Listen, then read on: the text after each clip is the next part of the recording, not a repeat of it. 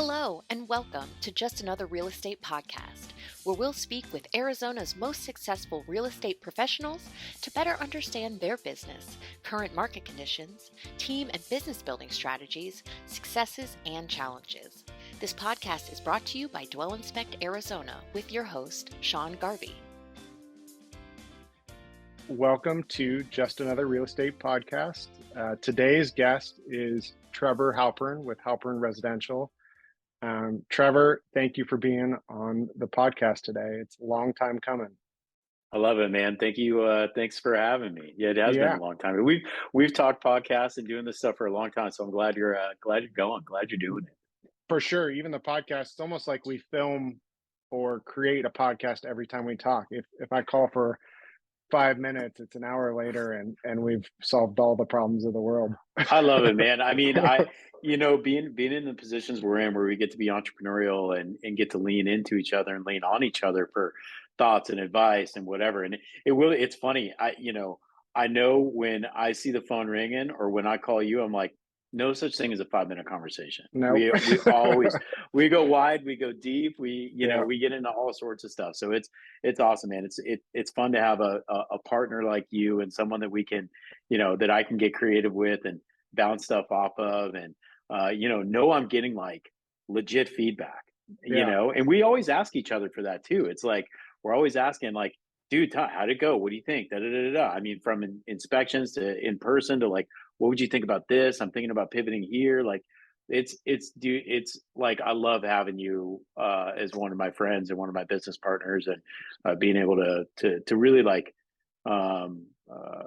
get honest feedback and honest thought on things. Same. Yeah. I mean, you don't want, when you're trying to make hard decisions, you don't want anybody who's going to serve you a softball. You got to hear it straight and do what's best for your business. So your business, Halpern Residential, when did you start? How'd you get into this game of real estate? What was your kind of aha moment? Yeah, that's a really good question. I like to say that I failed my way into real estate. I fell forward. So at least when I stood up, I was a few feet further forward. But no, really, I came out, I graduated from law school. Right smack in the middle of the Great Recession. Well, no, it was a little bit before it, but I graduated from law school. I knew I didn't want to practice law. Went down to Mexico with my, at the time, my future father-in-law. He's not my former father-in-law, but we're still friends and all get along and all that. But he was developing high-rise condos down in Rocky Point. He said, "Hey, I know you don't want to practice law. Do you want to come down to Mexico with me and kind of be my right hand? I'll teach you what I know about developing and whatnot." And so I went down there for a year and did that. And then that's when the real estate crash happened. And what people were doing down there, they were taking all their equity out of their home here, and, they're buying boats and buying all sorts of stuff. They were also buying property in Mexico. And so when equity dried up here, it dried up down there. The pendulum swung even further. And so gave up on that, came back to the States, tried my hand at a couple of different things. And really where I landed on real estate was a lunch with my dad. We were having lunch and it's trying to, we're bouncing ideas back. What is my next iteration? I could fall back and go and practice law, but at that lunch, we even had that conversation. He's like, "I don't see you doing it." It's like, "I don't see you, like wanting to play the politics and doing this stuff that you have to do to angle your way through a firm." He's like, you're matured beyond what some of these young associates are. And I think you're going to get upset with the process and not enjoy it. So we kept throwing ideas around, and he was like, "What about residential real estate?" He's like, "You were looking to get your license before you went down to Mexico and you didn't get it." He's like, "Look, I'm going to be buying and selling homes in the next handful of years." He's like, "A lot of people we know will be." He's like, what if you did that?" And I think he thought of that as kind of like, "Hey, son, pick yourself up, go do something." Not really like maybe necessarily a career, but then I started looking into it. I kind of poked around at some commercial real estate stuff and was like, that felt like what I was doing when I was a commercial insurance broker, cold calling, sitting in the office, and not my thing. And so I kept digging into residential real estate, and I was like, man, we're skipping off at the bottom here. Like, I could ride this thing up as it goes up. And, to my dad's point, he's like, this is such a good combination of you get to utilize your law degree, negotiating, writing contracts, all that sort of stuff. I had a background in marketing, sales and marketing. And so I had a chance through real estate to kind of mix that, the logic and the emotion, the marketing, the branding, the business experience, and the law degree all kind of came together, and it just clicked. And so, what went from a lunch with my dad ended up me running through real estate school. I think I did the 6-week program, and then started interviewing brokerages and landed a Coldwell Banker because, back then it was 2011. They were really known as like having great training, like, really good new agent training. I think they still do. So went there, and just dove in. And what turned into, what went from a conversation with my dad at lunch has turned into almost an 11-year career. And, since jumping in, I just haven't looked back. It took me 6 months to get my first deal. But then once I got the first, then I got the second. My first buyer ended up being my first listing. And then it just went and it went and it went and it went, and it just hasn't stopped. So, I think my dad at one point, was like, well, man, I was thinking maybe part-time, but geez, you jumped in. So I love it. It's dynamic. We get to be entrepreneurial. We get to have fun. We get to get creative. We get to figure out how we can best serve our clients. We get to figure out how we can best serve our families. Like, how can I build this business to accomplish what my goals are and make sure that I'm providing a really good value proposition to my clients? And how, from that lunch, that moment in time where you said, maybe this is something I kind of want to do, to like you getting licensed, how long did it take you to pull the trigger to be in that class to really drive forward and start the creative juices flowing? I think from that lunch to when I started classes, I don't think it was long. I think it may have been a week, maybe 2 weeks. I think I did some contemplating, I did some thinking, but I just did it. And I was in a spot where like I needed to do something. Sure. I'd been working on a business plan. I wanted to start a craft beer store, like a bottle shop and tap room. Like back then, they were super popular in Portland. And I got to Portland and looked around. I was building a financial model, and I needed investors. I needed like $250,000. And my dad had looked at my business plan as well, and he's like, man, you're asking people to invest. There's no collateral. You can't give them anything. He's like, and it's all on you. Like literally all the work going in is you. What happens if you get sick? What happens if you get hit by a bus? He's like, look at how much time you're going to be spending, and look at what your like bottom line is at the end of the year. I'm like, yeah, it doesn't really make sense. So like I'd kind of fallen off of that idea and was kind of, I'd gotten laid off several times. It was a great recession. I just was like, I don't want to go work for someone else again. And so the idea of residential real estate really struck me. And so I started pursuing it. I also had to get out of my own way. Like here I am, Interesting. I have a law degree, it had some ups and downs with careers. I'd had some pretty good career opportunities that through the Great Recession kind of dried up. And, I literally had to reconcile and get my ego out of the way. I had to reconcile like, oh, I'm going to be a realtor. Like, is this becoming of who I thought I was? And then, you know what I mean? Like I literally was too snotty for it. And I had to, there was a huge point of personal growth. Like set your ego aside and let yourself develop. And so when I finally set the ego of it aside and allowed myself to really go, what can I do with this? Okay, it's a big pond. Am I going to be a big fish, or can I be a small or medium-sized fish in this pond and still thrive? And I was like, yeah, I think I can. And so, blew through the classes. I was pretty broke at the time. And, when you're in real estate school, you have to pass the school exam before they give you the ticket to go take the state exam. And the state exam costs money. I forget how much it was back then, maybe $350 or something. And I failed the school exam. And I was like, I cannot fail the state exam. Like I have to, I can't pay twice. Like I have to pass this the first try. So then I okay, buck up, buddy. I had to really study and work hard at it. And, I passed the school exam. And then the second I could take the state exam, I did, because I didn't want all that information going away. So I just pushed through, got my license, and then started looking at brokerages and landed at the Coldwell Banker office off of 32nd Street and Lincoln. It's the Biltmore PV office. And Sure. I think spent my first 5 years there, 5 years, 6 years. Great place, like learned a ton. You know, it's old school brick and mortar real estate brokerage, fundamentals, you know, like really building, growing, developing my business, developing who I was in the business, and then moved my license over to North and Co. Thereafter. Let's get into that because I want to know why you made the change. But let's go back a few seconds or a few moments. So you just mentioned you were pretty broke after you got your license. Cost money to start a business, build yourself some recognition, and you said 6 months before you got your first deal. So license to deal 6 months. How'd you supplement yourself? How'd you have the motivation to keep going? Yeah, You know, it's probably a pretty scary time. I would imagine it's tough. Yeah, it was. Well, you know, the good thing was I was married at the time, Right. and it's my first marriage. And this is an interesting story actually. So my wife was working; she was an attorney, so she was supporting me. I also at the time was phasing out of trying to start that craft beer store. So at the time when I was going through all this, I was working at Total Wine. Okay. I wanted to learn the business. Like I wanted to Interesting. learn like what does it look like.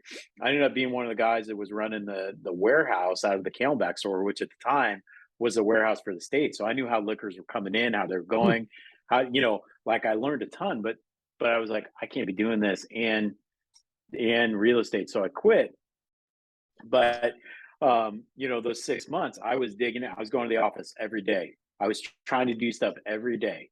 You know, my wife, young attorney with a huge debt load, not making a ton of money. It put a lot of strain on us. We had a house, we bought a house, like it put significant strain on us. And you know, there were times where I'd be at the office and I could literally feel my face getting red and I could feel my ears brightening up. And like I didn't know what I was supposed to be doing. I was Sure. there. I didn't know what I was supposed to be doing. And so there was one day, and I clearly remember it.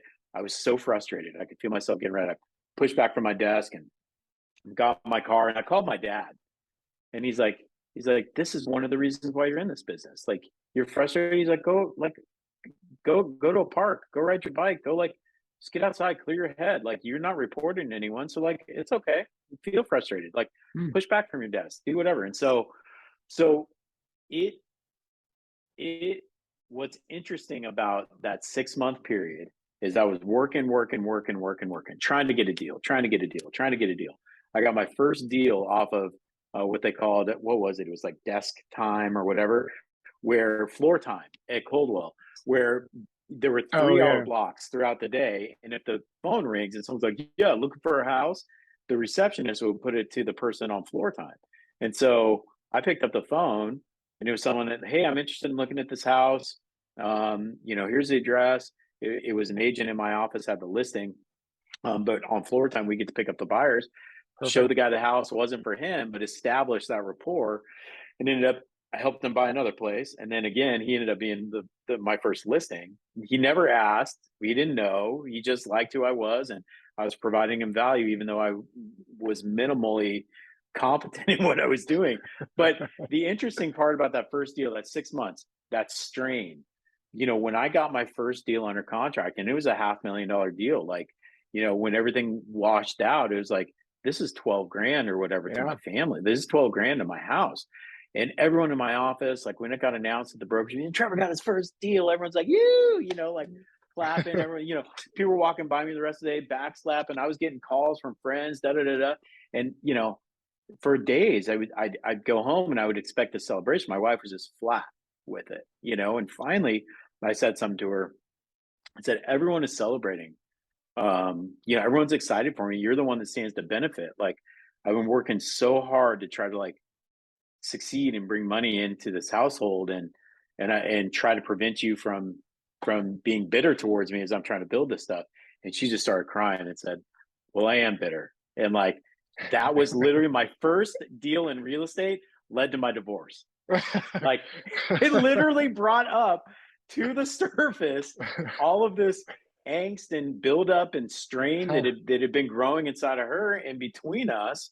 while I was trying to get my legs under me. And the second I got the first deal, it all bubbled up to the surface. And then we realized, we went to counseling and tried to work it out for a while. And it ended up, we had to go our separate ways. But we're still good friends. I just saw her 2 days ago. She and her mom came by and dropped some stuff off at our house. And, I have helped her parents with real estate, her with real estate, her sister. Like they're good ways to exit marriages or other relationships. But long story long, my first deal in real estate led to my divorce.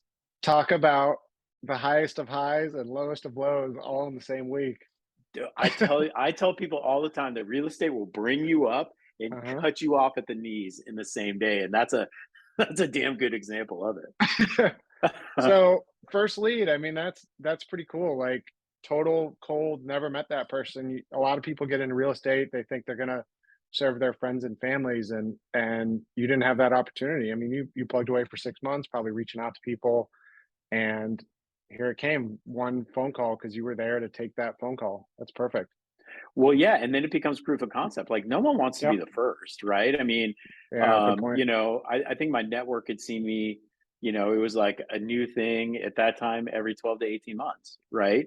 Okay, I'm selling real estate in Mexico. Now I'm back as an insurance broker. Now I'm working for a management consulting company. Now, where is he?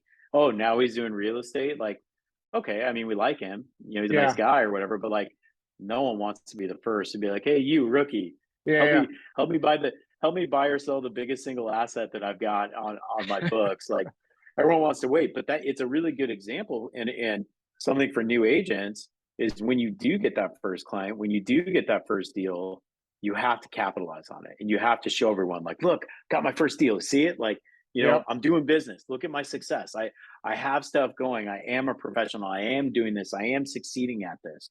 That proof of that evidence of success, however big, however small, you just continue to beat that drum, people will see it. And that barrier that like, hey, we don't want to be the first. As soon as the dam breaks, as soon as there's just a little water going through it, it's going to go and go and go and go. And so that's really what I did. As soon as I got that first one, I made sure that everyone realized I am doing business. I am sticking around. I am successful. And to this day, we send out evidence of success postcards and social media posts to show, hey, we're closing deals. And if someone looks at the postcard and goes, okay, cool, Trevor sold some more homes. Once a month, they're getting something in their mailbox saying he's in real estate and he's still doing okay. Yeah, it's an impression. It's just this little reminder that we still have forward momentum in this business. Yeah. You mentioned your dad a couple of times. Clearly he's a mentor, and that's an easy mentor. Do you have other mentors in the business? And I don't mean to skirt over the relationship with your dad, but I know people out there are searching for guidance and can't necessarily find it directly in their dad. Because he's had his success in business and it's easy to teach down to you. But do you have other people that you rely on as a mentor relationship too?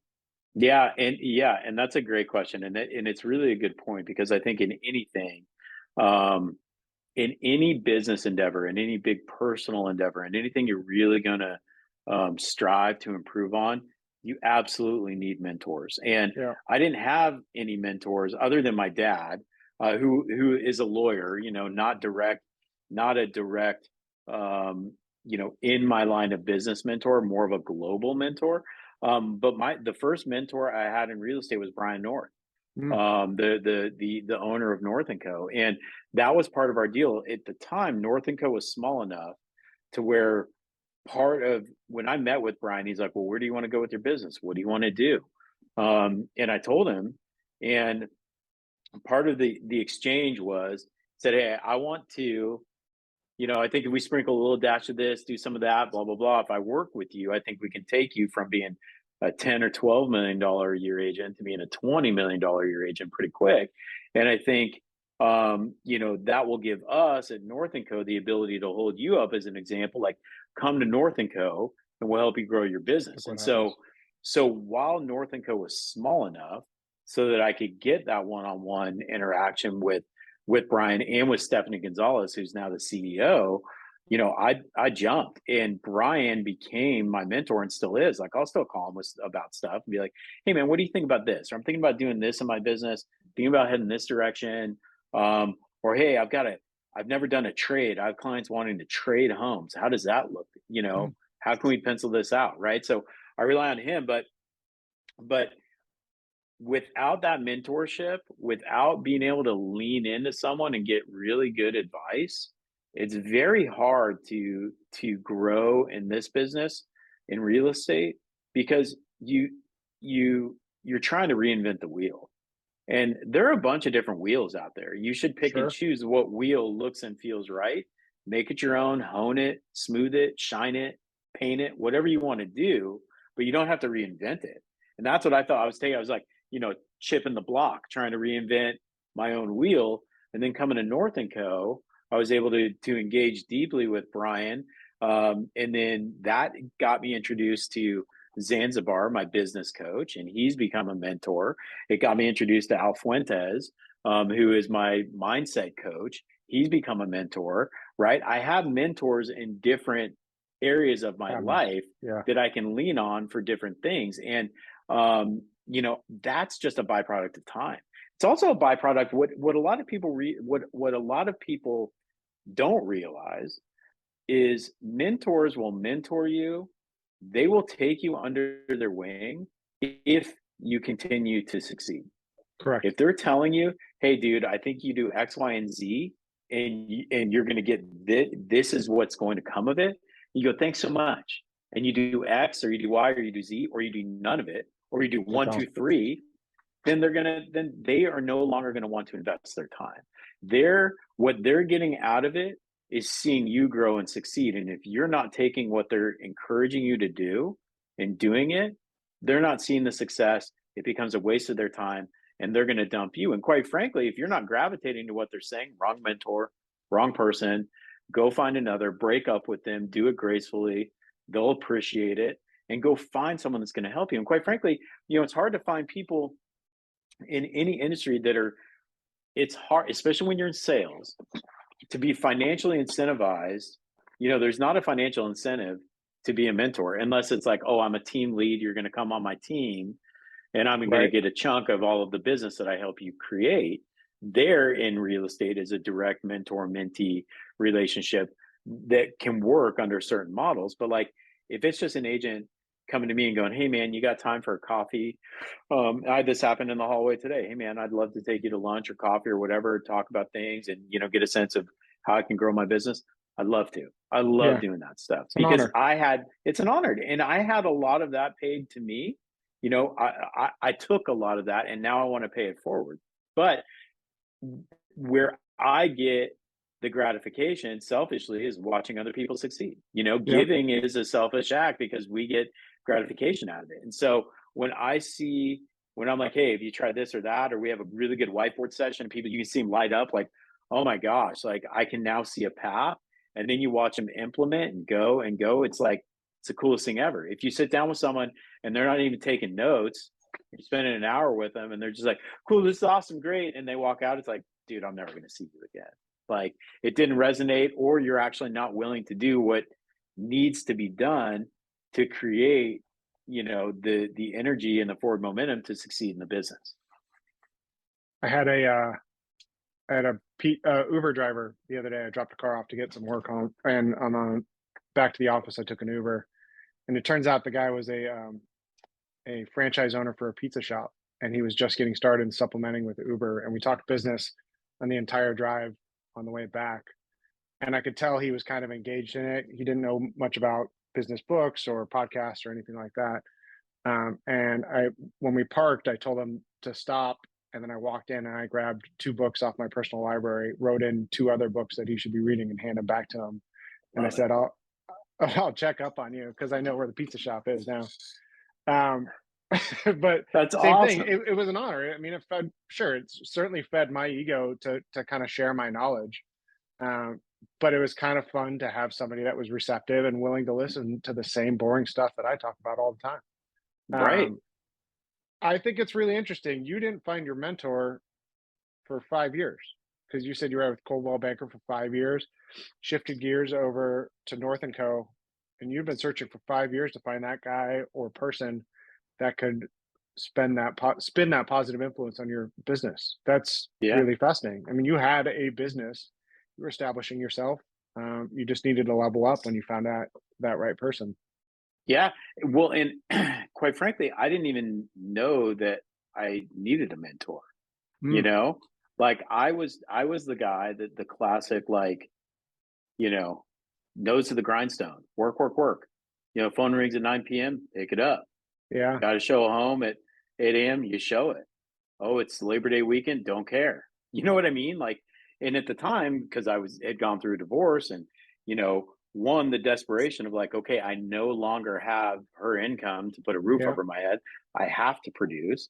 And then two, not having a wife or a family where my time could be constrained or devoted to them. I could devote it to the business. So that easy to say combination of yes. desperation and yeah, easy to say yes. I was working all the time. But so it was like, okay, effort in is directly proportional to results out. The more effort I put in, the better the result. When I read and then and talking to Brian, I realized, oh, okay, wheels. There are wheels out there. I just need to pick and choose what I want and get it spinning, and it'll create its own momentum. And I don't need to be it's like pushing the wheel up the hill. It's more like spinning the plate. Get a couple plates spinning, and I just need to like tap it and keep it going every once in a while. Oh, this Yeah, one's getting wobbly. What's up with that? Like, let's take it down and look at it. Let's fix it, put it back up and spin it, right? And then just tap the plates and keep them spinning instead of like 70 hours a week. Yeah, man, I'm grinding it out, da da da da da. But it took that first mentor and someone to elevate me from being transactional agent to being a business owner.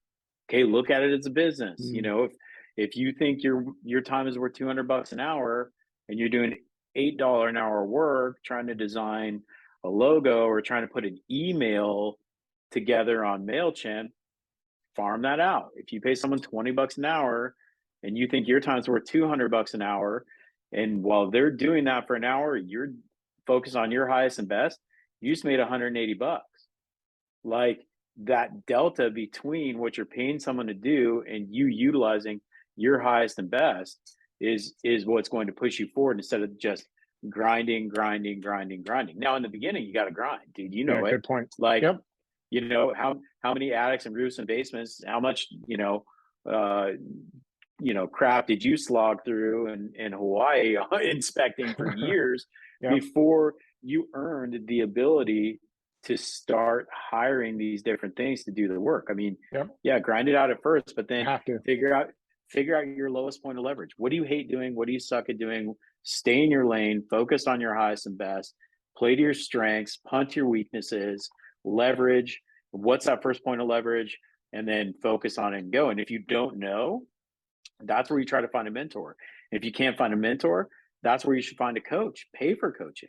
At the time when I was moving to North and Co, coaching was becoming like a big deal. All the top agents in my Coldwell office had coaches. I Sure. was like, this is nonsense. I don't think this is real. Like, who this I don't know if this is worth it, but I started it. I went through a coaching system and I hired and fired 3 coaches and was like, yeah, I don't need a cheerleader. Like I have mouths to feed. At the time I got remarried.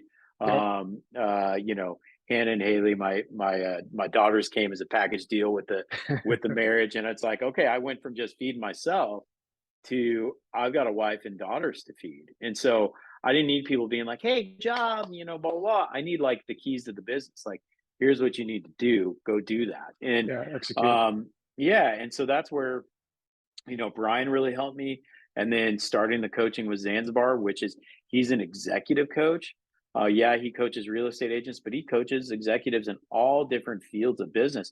And so it elevated it from being like, okay, the classic real estate coaching where it's like, okay, you want to do $10 million of business and okay, your average is 500,000. So you need 20 deals in a year to get 20 deals. You need 60 leads to get 60 leads. You need to make 426 phone calls a day. It's like, what? Like, A lot. I don't even know that number of people or whatever. But anyways, the mentorship, whether it's paid through coaching, through an effective coach that's going to help you design your business and your value proposition, or whether it is someone who truly has your best interests in mind and wants to see you succeed, and there may not necessarily be any financial gain in it for it, you got to search them out and you got to find and you got to ask. And I think that's where a lot of people are hesitant to even ask. Like when I came onto the brokerage, it's funny, Brian and I, we shot this video. We went out and shot a video saying, hey, I'm bringing Trevor on to North & Co. Hey, I'm joining North & Co. And it was funny because he told me after, he got like a bunch of calls from agents that are like, well, dude, look, you didn't do that with me. Look, I would like to do that. And he's like, yeah, he's like, you didn't ask. Huh. So I asked, right? And that's always what I do. And so like, if you are in this business, if you're in your business, if you're in any sort of entrepreneurial endeavor, if you're even in corporate hierarchy, if you're trying to climb the ladder, like I've got a buddy who's trying to climb the ladder of the corporate publicly traded company world. And he and I talked about who we knew and introductions and whatever. And he's found a mentor that used to run a publicly traded utility company. And that's what he wants to gravitate up. Yeah. But guess what he did? He asked questions. Yeah. And then, when we found someone mutual that we knew that I was able to introduce him into, then he called that guy and asked him questions. Hey, are you willing to do this? Here's what I'm looking to do. Like, I just need da-da-da-da. So most people realize that they need a mentor. I didn't know that I did, but then I found out that I did. But if you know that you need mentorship and you're afraid to ask, you're never going to find the right mentor. You're never going to find a mentor. They won't come ask you. No. So I think busy. it's too busy. And quite frankly, like, I'm not going to, you're not going to go find someone and be like, hey, you want me to mentor you? Like the people that come to you go, hey man, I like what you've done with your business. I see what you're doing. I see where you're going. I see, the values that you put on your family life and this and that. And I really admire it. You have time for a coffee, or you have time to whiteboard, or you have time for me to take you to lunch or whatever. It's like all day I'll do that. I love doing that. Yeah. That's a wonderful process.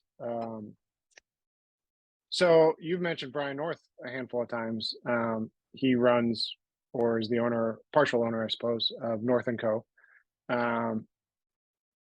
What do you look for when you're at a brokerage? That's kind of the question that I wanted to come back to. It sounds like, initially what drew you there was a significant mentorship with him. But beyond that, what's kept you there? Because your business has evolved and changed. I would imagine your relationship and his business has evolved and changed. What's kept you there for another 6 years, 5-6 years? Yeah. Great question. I think, what I looked for in a brokerage is going to be different than what, if you line up 10 agents and you say, what do you need from a brokerage? You're going to get 10 different answers. But, for me, I needed what North & Co. represents to me is like a full body, like a 360-degree brokerage, where they focus on. I divide the pie into three. One is brokerage services, best in breed technology. Like if I pick up the phone and call a broker, am I going to get a broker? Am I going to get like a dial-a broker? Am I going to get someone that doesn't know what they're talking about? Do I know this person? How deeply can I engage on the brokerage side of things? And how deeply is that brokerage going to engage with me? What programs do they have as far as helping me grow and build my business? And so that brokerage services side of it, technology, broker support, culture, how do I want the public to perceive me by associating with this brand? That's one portion of it. And then another, third of it is what I call business development. And I don't mean like old school, like bringing in business. I mean, developing agents developing agents to run a business. Are you a PLLC? And if not, you need to start one. Do you have a bank account? Like start a separate bank account for that PLLC. Take advantage of the tax benefits that we get as 1099s. They're extraordinary. So one, business structure. Two, what can the brokerage provide me to help me grow as a business person? And, classes, being taught by other agents that I can learn from, being taught by Brian, sales skills and how to hold an open house and how to seek business credit so that you can utilize during downtimes, how to best utilize taxes. Like, I mean, literally stuff that helps us move ourselves forward and our businesses forward. How can we be better agents for our clients? What can that brokerage provide in that business development side of things? Developing and growing my acumen as a business person, and North & Co is awesome at doing that. And then that final piece of the pie is like personal development. I mentioned the mindset coach, Al Fuentes. He's heavily involved in North & Co, and we'll put on classes, and that's how I first got exposed to him. Was he put on a mindset class, and Beth and I both went to it, and we're like, this is resonating. It feels really good. Like that was a big piece of the pie that I was missing in North & Co, not just through Al, but through other agents. Through the events that they put on, through the camaraderie that they build, really helps people focus on becoming the best person you can be so that you can be in a high stress, highly competitive industry so that you can be a stable force for your clients, so you can be a stable force for your family, so you can be a stable force for your loved ones, so you can be a stable force for other agents. And so that 360-degree, that complete service, brokerage services, business development, and personal development, I get all of that at North & Co. And it is, not only have I gotten it from there, but I've utilized it as a springboard to spring into deeper and deeper dives outside of the bubble of North & Co into each one of those pies, because I learned enough to be dangerous and then can take it further and further and further and further. I mean, I think that one of the things I picked up on what you said in that brokerage group is camaraderie, which I think is interesting because technically you're all competitors. Anybody in your brokerage is your competitor. You are probably even going on to same listing appointments or buyer appointments with people that are in your same brokerage, yet you could still compete and work together. For the most part, you're not going to lie with everybody, but I know some of your good friends are real estate agents in that brokerage. And I think that's really interesting. And it's so cool. Like Eric Jensen, right? He, with the Keneally Group, Eric and Steve are good buds. Eric is he's 3 doors down from me. Right. And like, there are times where we'll go on the same listing appointment and be like, dude, what? You got that? They didn't even call me? Like, what the hell? But we always do root for each other. And, if I'm going to lose a listing appointment or I'm going to lose a buyer, I'd love to lose it to them, not to someone else. Like, I want to lose it to someone that I know gives and receives, right? At North & Co, we call ourselves an open source brokerage. Like, if I call you and I'm like, Sean, I heard that you're really good at such and such, or that you've got a document for such and such. And you're going to be like, yeah, dude, here, I'm going to send it to you. And then you're going to call me and go, Trev, I understand you're really good working on these things. I've got a client with a situation like that. What do you know about it? And I'm going to fill you in. And it just goes and it goes and it goes and it goes. And so, we are competitors, but we've always had this mentality at North & Co that the pie is big enough, right? Sure. There's enough. Everyone can sit at the table. There's enough. Come on, come on. We can all sit here and we'll all get full. We'll all be satisfied. We don't have to cut each other's throats. Let's help each other grow. And it ends up being, kind of like, may the best person win. And you'll win one, I'll win one. Yeah, absolutely. Yeah. It's not a distressed mentality. You're not starving for your next acquisition or your next buyer presentation or seller presentation or whatever. I mean, you all have plenty to go around. That's great. That's really super positive. It's abundance. It's abundance versus scarcity. One of the things that has always impressed me about you is that you are really good at building relationship with clients. Like you go to some of your client appreciation and the scale of those keeps growing. And it's because people are coming into your environment ecosystem and they continue to grow and then they stay.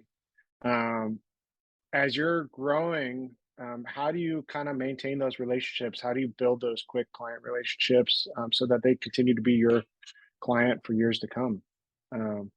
multifaceted question, kind of deep, but go Yeah. for it. No, I love it. I think that's great. And it's one of those things that I struggle with, right? Is I grow in order to continue to be able to handle increased number of transactions, I have to hire more people, and I Sure. have to have them become deeply ingrained in the client relationship, right? So I may not be showing as many homes. I may not be the one at the home inspection, but my presence is felt throughout the whole thing because I handle the strategic side of it.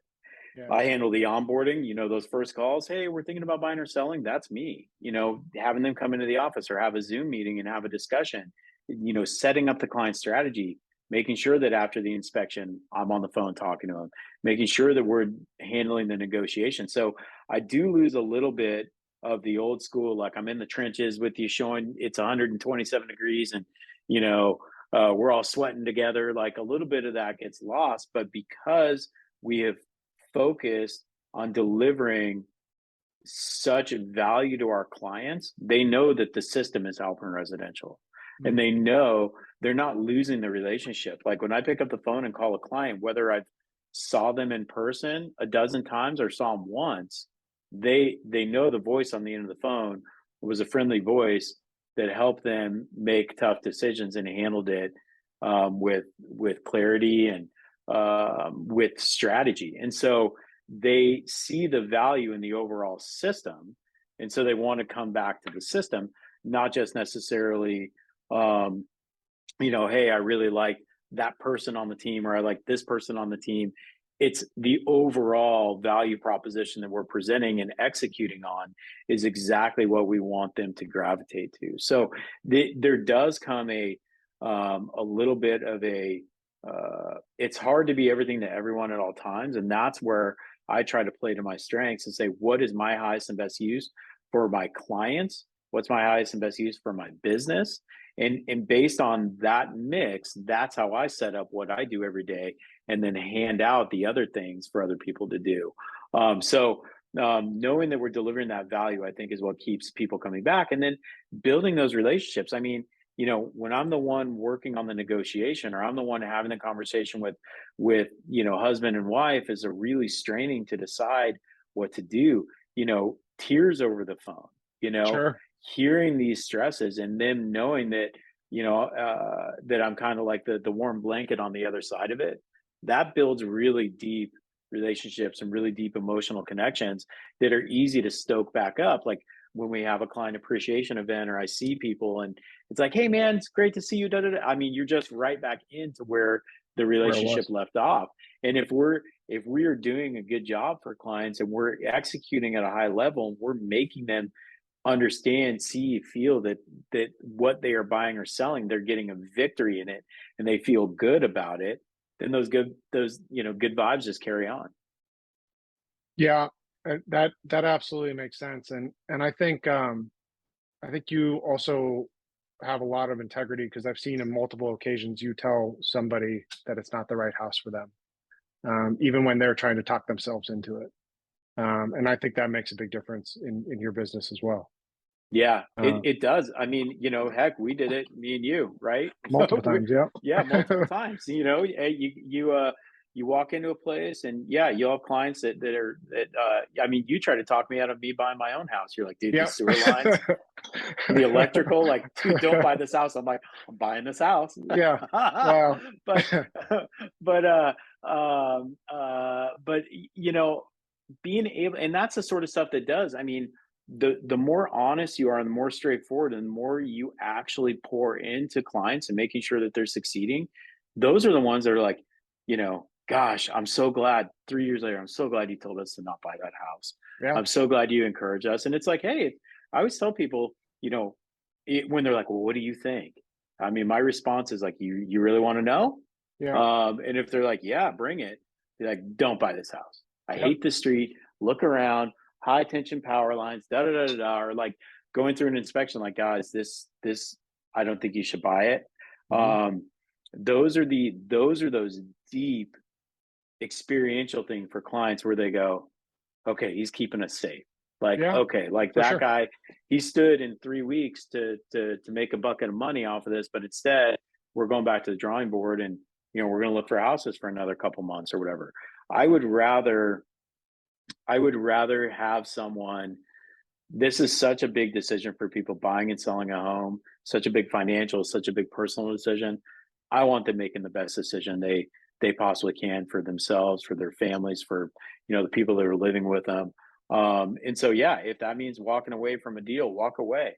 Stand on that integrity as an agent, as a person, and know that you're sleeping at night and they're sleeping at night, and you help them make the right decision, and that's going to pay itself forward tenfold over being like, yeah, it's okay. You little electric work, You'll learn it's to all love it. right. Yeah. Like, you'll grow into it. You're not even gonna see those power lines or, whatever. No, you gotta shoot people straight. And that's how, referral network based, I'm 95% repeat referral.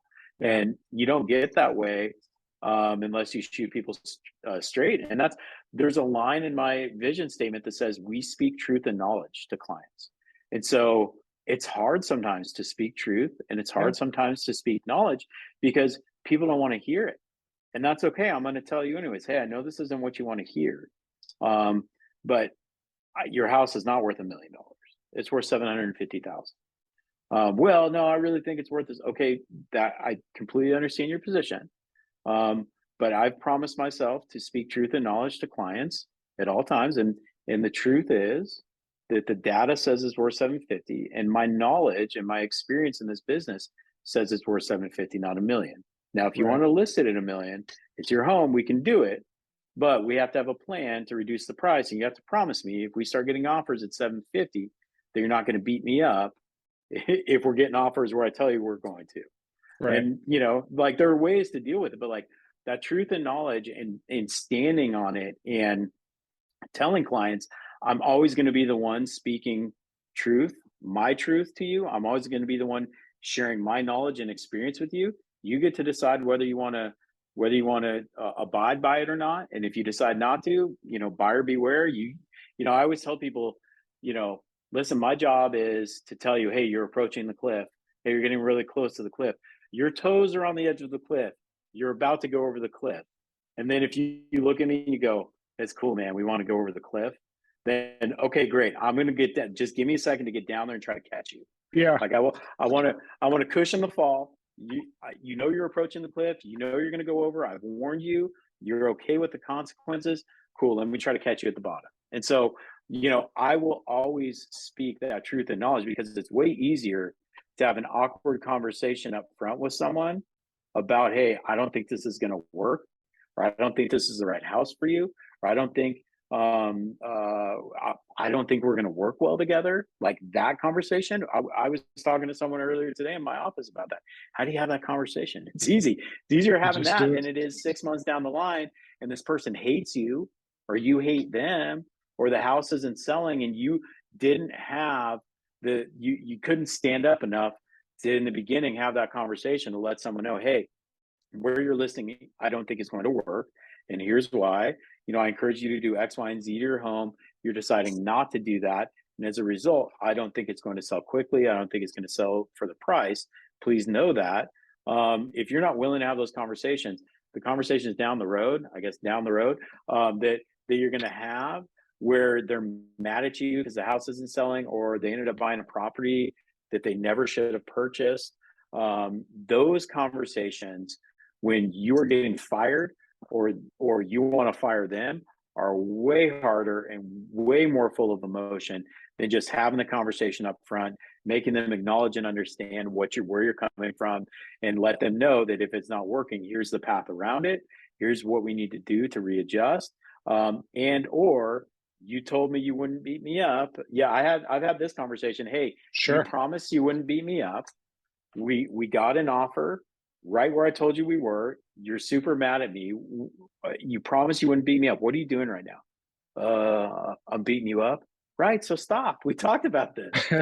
Right. I told you this was going to happen. This is what's happened. You're beating me up. I want to sell your house for as much as I can, because you and I are tied there. The more I sell it for, the more I make, the more That's you right. make, but it's just not working. This is exactly where I told you were going to get offers. So I think you need to deal with it, right? Like, not letting the tail wag the dog. As an expert, in your field, in my field, we have to be able to tell people and imbue our expertise. Otherwise, why do they hire an inspector? Why do they hire me? If you go buy an open door house, or go buy, a property that you don't need an agent for, if you don't think you need them. Don't do your own home inspection if you don't think you really need an inspector. Right.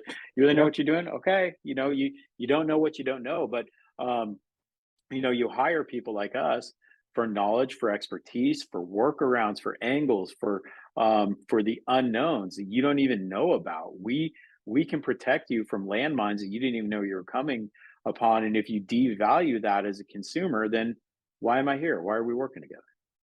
100%. And it's without a doubt a tough transaction, because there's so much, as a buyer, there's so much coming at you, that you need an independent party in there to really tell you the truth. And for a little backstory that you referenced to, you were my real estate agent when we moved back from Hawaii. We went to high school together. Both of our listeners that are out there may not know that. Yeah.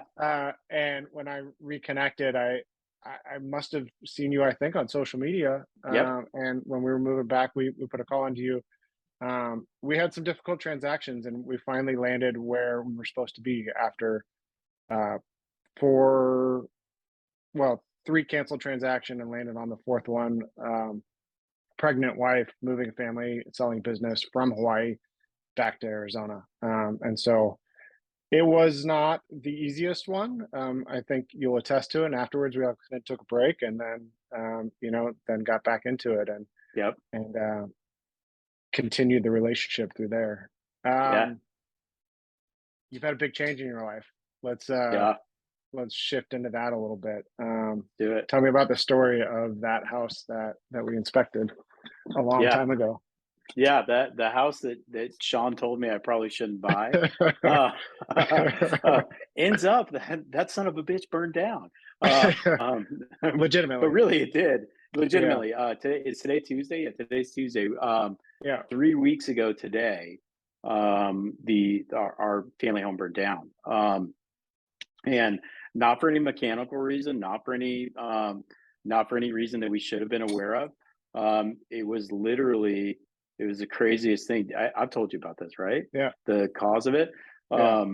It was called light amplification, or magnification.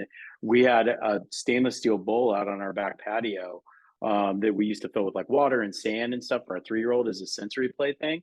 And that was sitting on the patio, and it was getting direct sunlight. And that sunlight, like a magnifying glass effect, either caught our outdoor furniture, our couch on fire, or it had inch-thick foam mats across our whole patio, and you either caught that on fire or the furniture. But subsequently, we lost everything. We lost essentially every belonging we have. There's some stuff in the garage that's salvageable, but like literally the contents of our home, my wife and I were there this weekend, are in a dumpster in the front of our house. Things just aren't.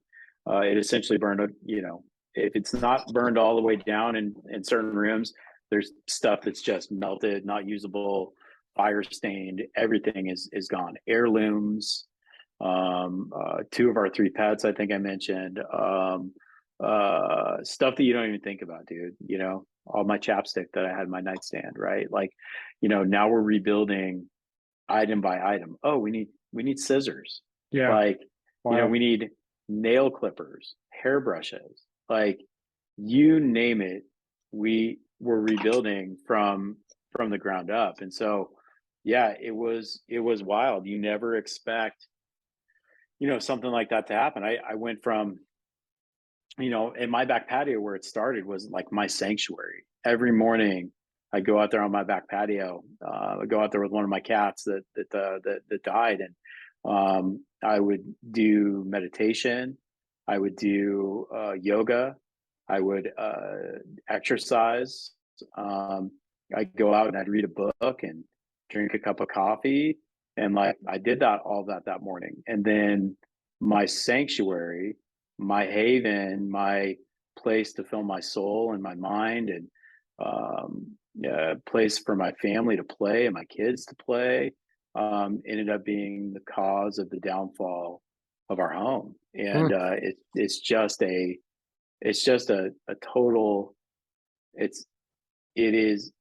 turns your life upside down. But the craziest thing is, like, not the craziest, but a very interesting thing is a lot of the preparation, a lot of the work that I put into the trying to, one step at a time, improve my approach to business and life. All of these lessons have come back and have been, like, shown right in my face. Like that little thing that I do out on my back patio where I read, and that's the end of my morning after I've exercised and whatever. I go inside and I get a cup of coffee. I go back out, and the book that I have on my patio is always like a personal development book or a business, improvement book. And I read while I'm drinking coffee. And as soon as the coffee's done, I close the book, set it down, go inside, start getting ready for the day. But those little 15-minute pops every morning of knowledge, of quotes, of things that I can, like, think about, come up in my life all the time, in business and in personal. And those little sessions on the patio have led to a bunch of big realizations in my life. And one of the most interesting things is that morning, the morning of the fire, I was reading Ryan Holiday's book, The Obstacle is the Way. Yeah, I read his, it's really good. I read his Daily Stoic book. I really like Stoicism. It resonates very deeply with me. I read the Daily Stoic, and then I picked up The Obstacle is the Way, and I was like 3 chapters in. And that morning, I read this chapter, and it was, there was a quote in there, and it said, he was like, what you have to put into perspective is that, something like, no matter what's going on in your life, you're probably not going to die from this, was the quote. And it was like, if you're in a tough situation, it may help for you to repeat this. You're not going to die from this. I'm not going to die from this. I'm not going to die from this. I'm not going to die from this. So I read that, closed the book, went about my day, got a call from our babysitter at like 3:20. I was on the phone with clients, and I pushed it to voicemail, and she called right back. I was like, told my client, I said, hey, my babysitter's just called me twice in a row. I got to take it. He's like, go. Yeah. And I was like, hey, what's up? Everything okay? The patio's on fire. And I'm like, there's a hose right there. What does that mean? No, I'm like, dude, like, patio's on fire. Like, you don't think of, like, no, the fucking patio is on fire. Like, and she goes, no, it's on fire. And she's like, I called 911. I'm out. I got the boys out. I'm out with the dog. Like, you got to get here. So I just went shredding home. I'm 4 minutes from my house away. I drove. It was like 2.5. Yeah. And I just see, as I'm approaching, this giant plume of smoke, and I just start thinking, like what was, sorry to cuss, but my fucking house. And I just kept repeating that, and like just crying. I pulled down the street behind the first fire truck. I was right behind him. Saw these guys taking the hydrant. I'm like, all right, fellas, let's go. Like, I was thinking they're gonna go grabbing the neighbor's hose. Yeah, totally, dude. I saw this thick black smoke, but I thought, like, okay, it's smoldering. Like, they're gonna go back. They're just gonna go pew pew with their hoses in the backyard. And then the second truck and the third truck and the fourth truck and the fifth truck roll up, and battalion chiefs start rolling up. They start cutting holes in my roof. Anyways, I'm standing there in front of my house, watching it burn down, knowing my pets are in there dying. Like, I asked him, I'm like, hey, can you prop the door open between the kitchen and the garage? Like, if there's an opportunity for him to run out, like, just do it, please. And but as I'm standing there, the quote from the morning started rolling through my brain. But my brain had turned it around. It wasn't like, you're probably not going to die from this. What I kept saying to myself as I'm watching this is this isn't going to kill me. This isn't going to kill me. This isn't going to kill me. Like, I literally was just looking at my house burn down, telling myself that this isn't going to be the end of us. This isn't going to be the end of me. This isn't going to be the end of my family. My kids are safe. My wife is safe. Our dog is safe. I knew my cats were probably dead, and they are. But the lessons learned, and even from that morning, to set aside time for yourself to actually improve and study and learn and incrementally grow through knowledge that's shared from other people, through knowledge that's shared from books, to give yourself those little bits of growth. I mean, just that morning, that bit of growth applied directly to my life and applied in a deep, meaningful way that kept my shit together as I saw my house burning down. Crazy. This isn't going to kill me. This isn't going to kill me. This isn't going to kill me. And like that was the strength that I stood on that day. So it's crazy, that full circle, like, you know, and there are like multiple stories like that have just kind of like come together as we're unfolding this thing. They're like asking why, or, you know, is there a purpose in this? What can we learn? Yeah, for sure. You know, all of those lessons learned, all of those things are helping, you know, us to continue to drive forward. And we're taking this as an opportunity, Beth and I, to learn. I mean, we're learning as we go, and we're teaching ourselves. Right. And we're, you know, literally eating the elephant instead of one bite at a time. Like, here's the elephant, eat it. Yeah. And we're being force fed this thing, but we're taking it as an opportunity to teach ourselves and to teach our kids how to deal with adversity and trauma through positivity and proactivity. Like, we're taking action every day. Hey, kids, see what we're doing? Like, this is a drawing for our house that we're potentially going to build. This is what we're doing with the insurance company. Yes, mommy and I are going back over to the house to try to sift through some things. You know, we are systematically, step by step, approaching this thing and conquering it and defining the trauma. We are defining it. We're not letting it define us. And it's an extraordinary lesson that we're being forced to learn. But we're also showing our kids. I mean, our kids, we're landing as softly as we possibly can. And we're in a home we rented a home right down the street from us. Perfect. Our kids are going to the same bus stop. You know, this is another full circle thing. I help the house that we're in, I help clients buy it as an Airbnb. And they were just kind of putting the finishing touches on it. And they live in my cul-de-sac. They were out there with us as it was burning. And they were like, go stay there. We'll figure it out. Perfect. And now we signed a 12-month lease with them. Like, it's crazy. It's all of it. It's all full circle. And there's lessons to be learned and so much to unpack. I mean, these are lessons I wish I'd never learned and hope I never get to learn them again. But like Beth and I were even talking last night, like we are going to be unpacking this for a long time. Oh, for sure. We're going to be learning lessons and continuing to learn lessons about ourselves and what really matters and stuff that we don't even know we're going to learn. We're going to be learning this for a long, long time. Yeah. I mean, there's nothing to really say about that. You can't imagine the amount of changes, but it sounds like you dealt with it pretty well. And that book on your little 15-minute coffee break really was aptly timed. I mean, certainly better to be dealing with that from the outside looking in than on the inside looking at flames.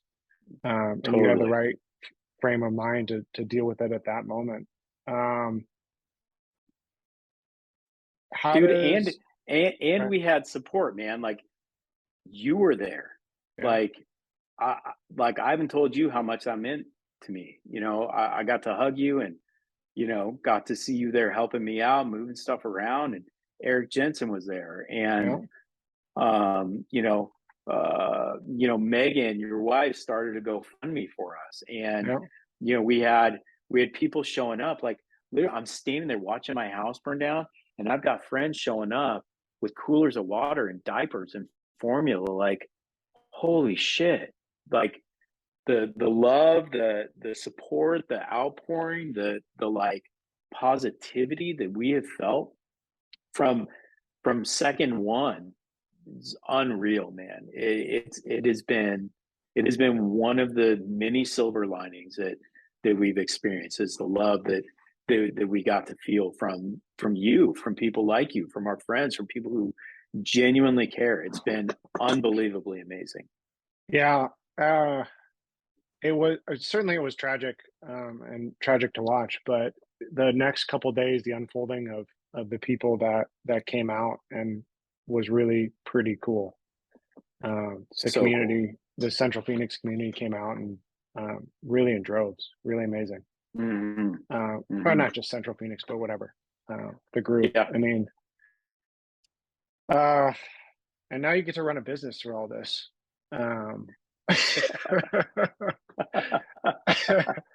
How Yeah. have you not let it stop you in your tracks? I mean, it'd be a really easy excuse. I know you can't because you got stuff to do, but it'd be really easy to fall back and say, you know, is this important right now? Or I don't feel like working today. Yeah. How have you dealt with that? Yeah. That's a great question. I mean, in the last how many houses do you have in escrow right now? 4 or 5? 3 weeks after, just on the buyer Yeah, I side. think I've got, yeah, I think we've got 1, 2, 3, 4, 5, 6. I think we've got 8 on the board right now in escrow, right? So that's Nuts. one of the reasons why. Like the people are they need me. They're making huge decisions. Like Yeah. I think I was in here the day after. It might have been 2 days. I think it was the day after. And I was showing up at things. There's a charity group that I'm a part of. I showed up to a meeting a week after. I showed up to my brokerage meeting a week after, and people were like, "Dude, I didn't expect to see you." This and that. But it's like, again, that proactivity. Like I have to run Yeah. this business. This is what feeds my family. I have to keep it going. I have to abide by the duties that I've told my clients I'm going to abide by. I'm not going to abandon you. Yeah, I've got JC. I have wonderful support, but like these are gigantic decisions for people that I can't let what's going on in my life affect them. I mean, my brokerage is great. Michelle Williamson, the broker, called and goes, "Hey, like I know you got deals in escrow. You need help. Like you want us to put some people on it." And I said, "Thank you. We got it. I got JC, and if things get squirrely, I'll call Jensen. I'll have Eric Yeah. help me out." Yeah. But the support was there and available. But for me, it also created normalcy. Like I love what I do. There's creativity Stability. and fun, and I get to help people. You know, make big decisions that are meaningful to them and see them happy when the right decision is made. Like this is a big positive beacon in my life, and I wanted to keep that going. I wanted that stability. I wanted the normalcy. I wanted to come in here and separate a little bit from the super heavy and intense emotional experience that was going on. Plus, being in the office allows me to pick up the phone and call insurance, call my mortgage company, have a little bit of quiet to like deal with, make a list, and start chunking away at it. So, there was the part that like I felt, yeah, it would have been easy to just be like, I'm out. Like I'm just gonna crawl in a hole and just cry for a week.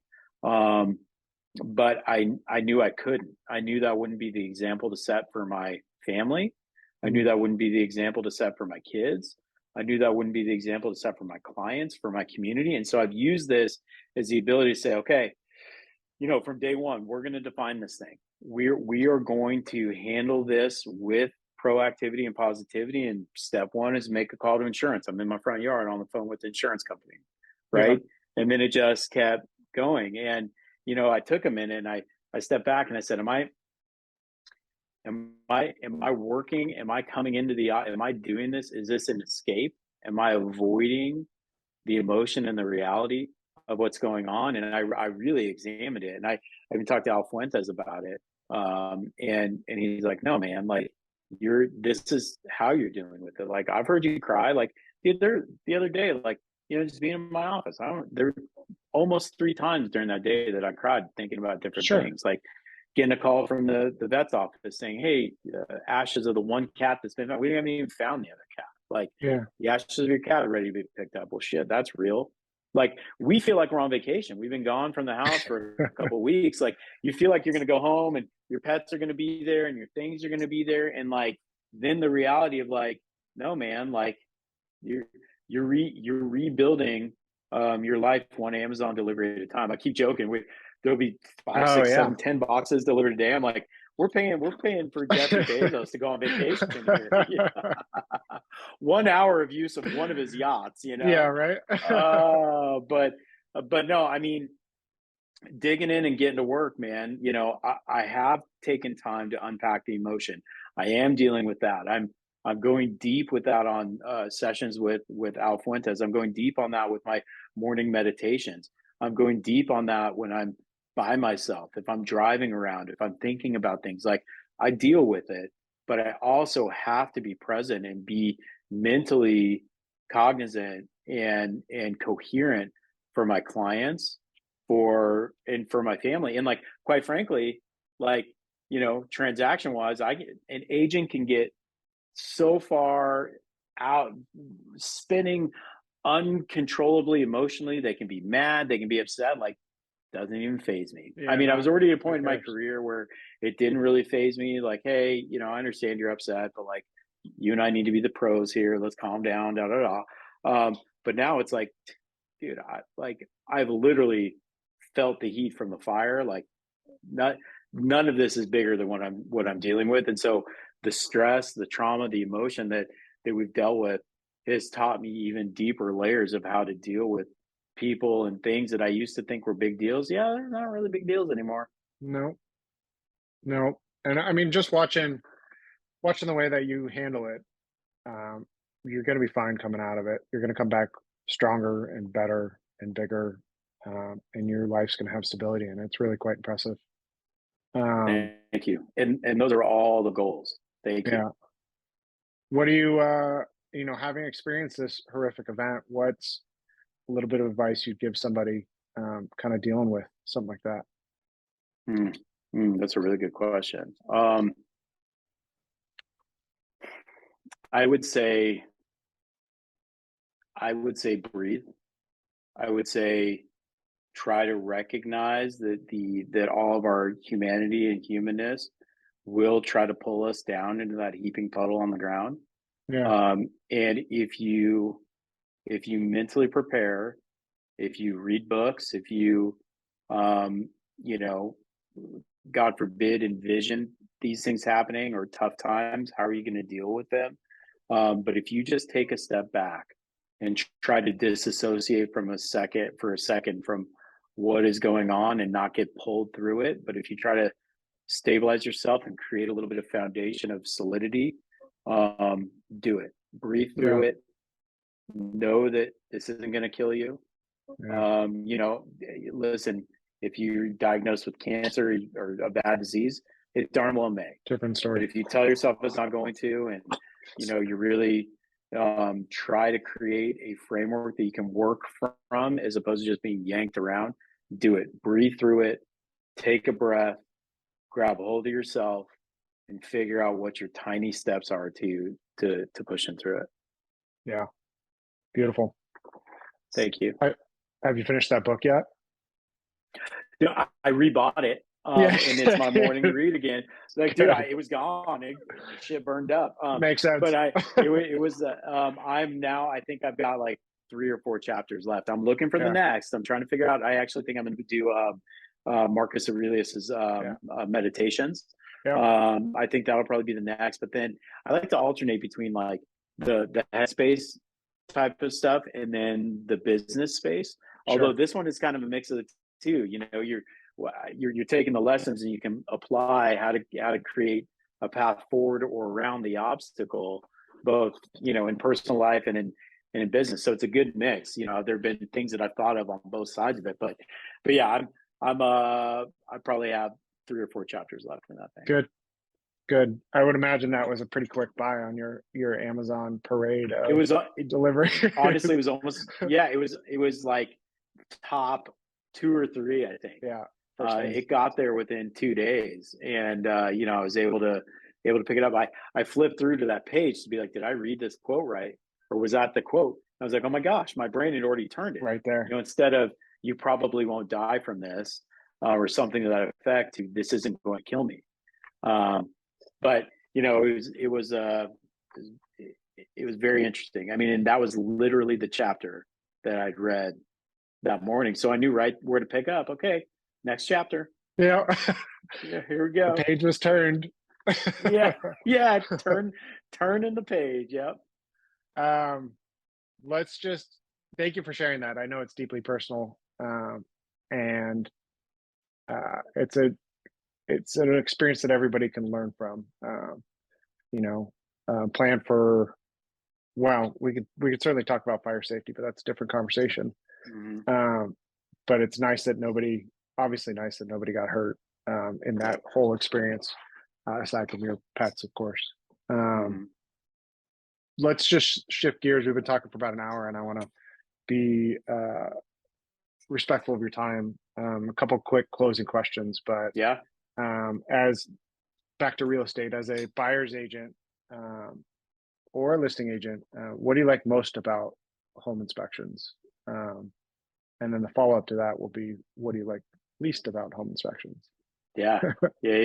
Well, I think you can take it on both sides of it. As a buyer's agent, what I like most about home inspections is really digging into it and making sure my clients are getting a reasonable and safe purchase. And to your point earlier, if it's not safe, if it's one of my cheesy dad jokes is, when people say, well, there's a lot of potential, I go, is there too much potential? Like, are you gonna have to do too much, right? And sometimes in inspections we see that. So really making sure that my clients are being served well by a solid home inspection. Sometimes clients will be like, oh, I got a bud that's a home inspector, and it's like, yeah, not all home inspectors and not all companies are built the same. We can get inspection reports that, I like to joke, look like they were written in crayon, and it's like there were 6 items and I can't read this thing and this is ridiculous. This isn't a professional inspection. But like what I really like about them is digging deep and knowing and having comfort that, okay, my clients are getting an okay place, or knowing, they're not getting an okay place, or knowing, hey, this is what we need remedied for them to get an okay place. It's so clarifying. It helps so much to really get a great inspection and help us feel good that we're helping our clients make a good decision. I would say on the buy side, there is no downside. There's nothing that I don't like about an inspection. Even if it's a bad one, even if it's like, God, this house is rough, it allows us to help our clients to make the right decision. Hey, this house is too rough, guys. You're gonna have to put 50 grand, 100 grand into just bringing it up to a livable standard. Like, you don't want to do this. Yeah. Let's go find you another one. On the sales side, I think there are a couple things that can be tough about inspections. One, sometimes inspectors aren't very good at the delivery, right? Mm-hmm. Everything is a big deal, and they will scare the buyer off. Instead of delivering information in a very well-packaged way that says, hey, yeah, okay, so I think this is a fire hazard, but there are some pretty quick remedies.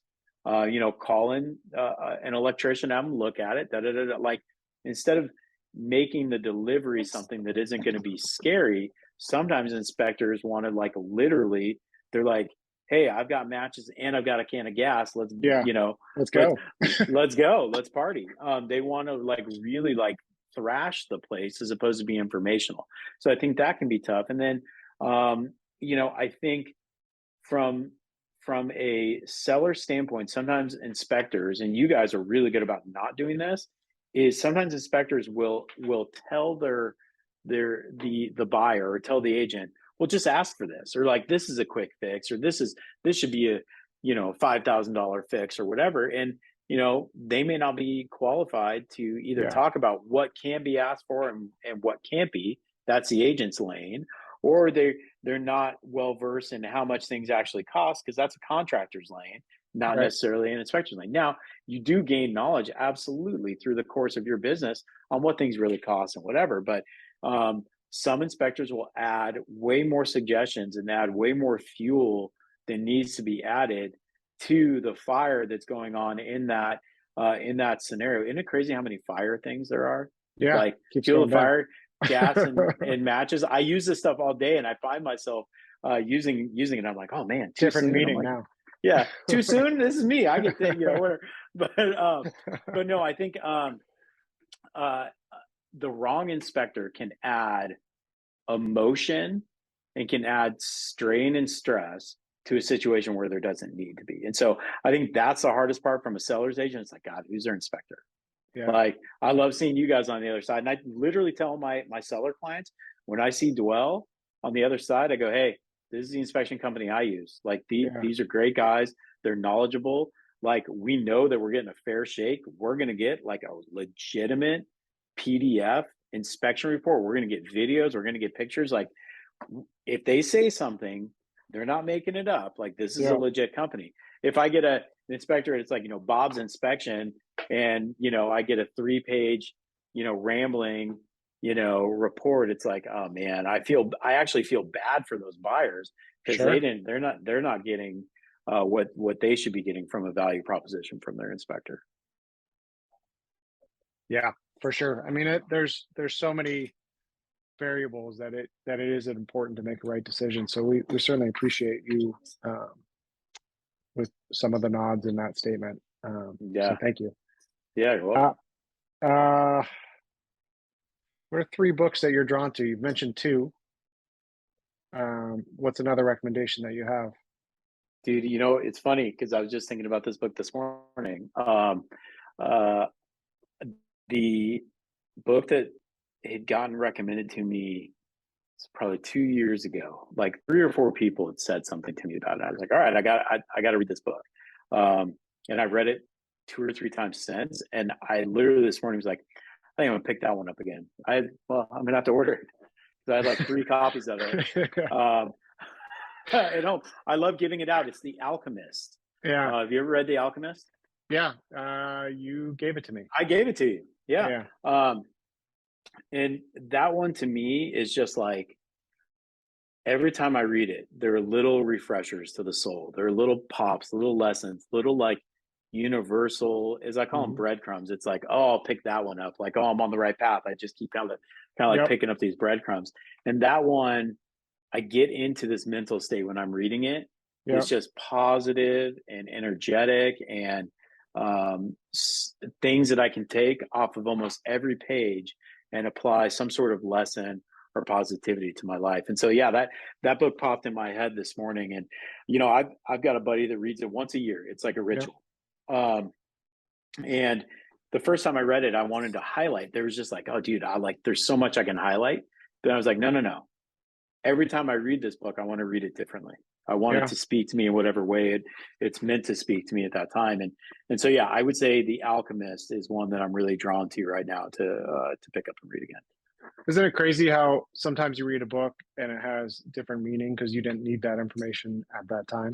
And then you read it again the next time, and you get in a little deeper and you read some of the same stuff, but you'll pick up piece of breadcrumb differently. It's crazy. I do that with music too. I don't like, there's certain songs or whatever that really like resonate and speak to me. And then like, even last night, we went to a concert. We went and saw Incubus.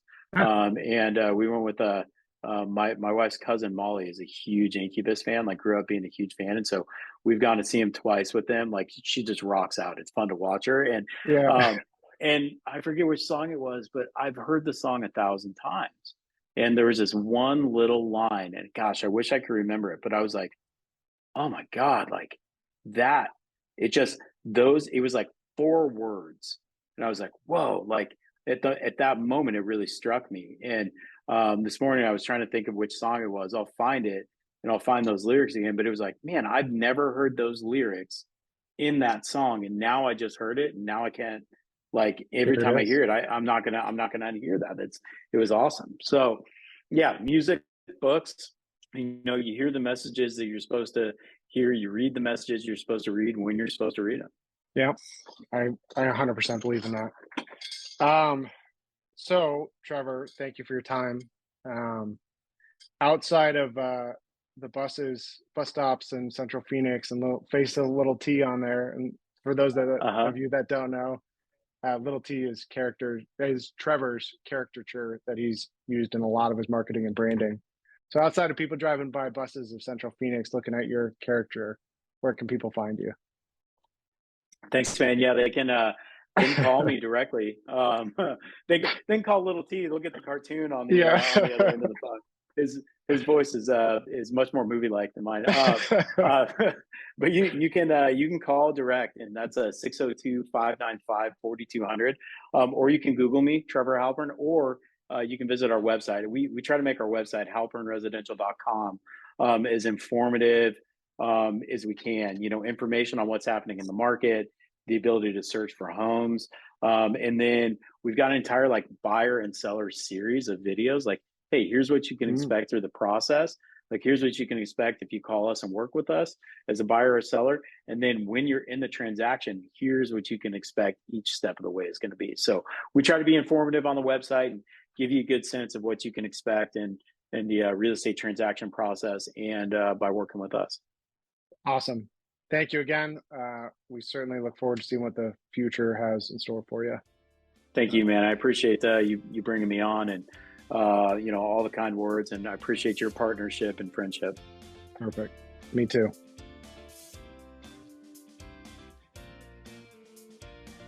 Thank you for listening to Just Another Real Estate Podcast.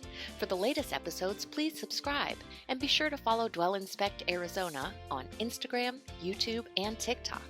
To contact Dwell Inspect Arizona, call us at 480-867-4599.